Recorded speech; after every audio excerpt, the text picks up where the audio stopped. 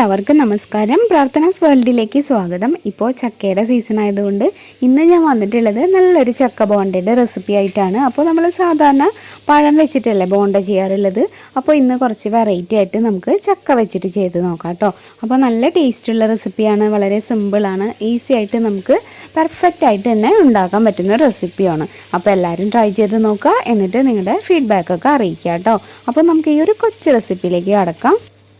ഞാനിവിടെ ഇതുപോലത്തെ ഒരു കപ്പിൽ 2 കപ്പാണ് ഈ ചക്ക എടുത്തിട്ടുള്ളത് കേട്ടോ. അപ്പോൾ ഏകദേശം ഒരളവ് വെച്ച് എടുത്താൽ മതി. ഇപ്പോൾ കപ്പൊന്നും വേണ്ട, ഗ്ലാസ് വെച്ചിട്ടായാലും മതി. 2 കപ്പ്. എന്നിട്ട് നമുക്കിതൊന്ന് മിക്സിയിൽ അരച്ചെടുക്കാം. ആദ്യം നമ്മൾ മിക്സിയിൽ അരയ്ക്കുന്ന സമയത്ത് നമുക്ക് ആവശ്യത്തിനുള്ള മധുരം കൂടെ ചേർത്തിട്ട് അരയ്ക്കുകയാണെങ്കിൽ അപ്പോൾ നമുക്ക് മിക്സ് ചെയ്യാൻ എളുപ്പമല്ലേ. ഇതോടൊപ്പം തന്നെ മധുരവും കൂടെ ഇതിൽ ചേർന്നോളും. ഞാനിപ്പോൾ ഒരു 5 ടേബിൾ സ്പൂൺ പഞ്ചസാരയാണ് ഇതിലേക്ക് ഇട്ട് കൊടുക്കുന്നത്. അപ്പോൾ നിങ്ങളുടെ കയ്യിലുള്ള ചക്കേൻ്റെ മധുരം നോക്കിയിട്ട് ആവശ്യത്തിനുള്ളത് ഇട്ട് കൊടുത്താൽ മതി കേട്ടോ. ഇനി നമുക്ക് ഇതൊന്ന് അരച്ചിട്ട് നോക്കാം. പഴുത്ത ചക്ക ആയതുകൊണ്ട് തന്നെ നമുക്ക് വെള്ളത്തിൻ്റെ ആവശ്യമൊന്നുമില്ല. ഇതുപോലെ നല്ല സ്മൂത്തായിട്ട് അരച്ചെടുക്കാൻ പറ്റും. ഇനി ഞാൻ ഇതിലേക്ക് ചേർക്കുന്നത് 1 കപ്പ് മൈദപ്പൊടിയാണ്. അപ്പോൾ മൈദ വേണ്ടാന്നുള്ളവർക്ക് ആട്ടപ്പൊടി ചേർക്കാം കേട്ടോ. അപ്പോൾ അത് ചേർത്തിട്ട് നന്നായിട്ട് ഇളക്കുക. പിന്നെ അതിലേക്ക് ഞാൻ 1/2 കപ്പ് അരിപ്പൊടിയും കൂടെ ചേർക്കുന്നുണ്ട്. അപ്പോൾ അത് രണ്ടും ചേർത്തിട്ട് നന്നായിട്ട് മിക്സ് ചെയ്യുക. പിന്നെ കുറച്ച് ഏലക്കായൻ്റെ പൊടി ചേർക്കാം, ഒരു നല്ല സ്മെല്ലിന് വേണ്ടിയിട്ട്. ഇതെല്ലാം ചേർത്ത് നന്നായിട്ടൊന്ന് ഇളക്കുക. ഇനി നമുക്കിത് നന്നായിട്ട് പൊന്തി വരാൻ വേണ്ടിയിട്ട് 1/2 ടീസ്പൂൺ ബേക്കിംഗ് സോഡ അല്ലെങ്കിൽ അപ്പക്കാരല്ലേ, അതും കുറച്ച് ഉപ്പും കൂടി ചേർത്തിട്ട് നന്നായിട്ടൊന്ന് കുഴച്ചെടുക്കാം.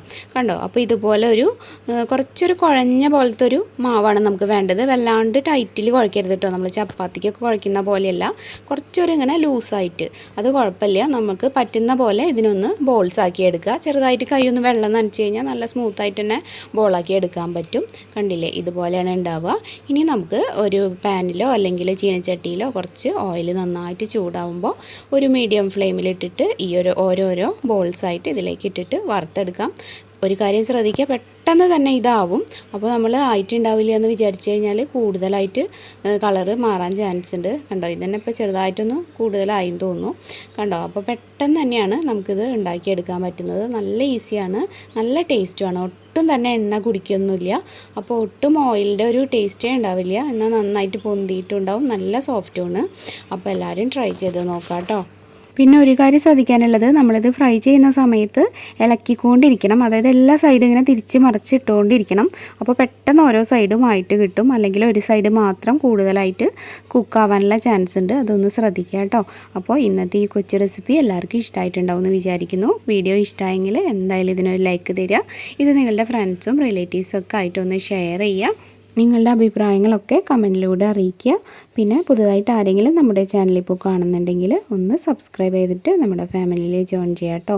സബ്സ്ക്രൈബ് ചെയ്യുമ്പോൾ ബെല്ലൈക്കൺ ക്ലിക്ക് ചെയ്യുക. അതിന് നേരെയുള്ള ഓൾ എന്നുള്ളൊരു ഓപ്ഷനും എനേബിൾ ആക്കുക. അപ്പോഴേ ഞാനിടുന്ന എല്ലാ വീഡിയോസും നിങ്ങൾക്ക് പെട്ടെന്ന് തന്നെ കാണാനായിട്ട് പറ്റുള്ളൂ. ഇനിയിപ്പോൾ മറ്റൊരു നല്ല വീഡിയോ ആയിട്ട് വരാം. അതുവരെ എല്ലാവർക്കും നന്ദി. താങ്ക്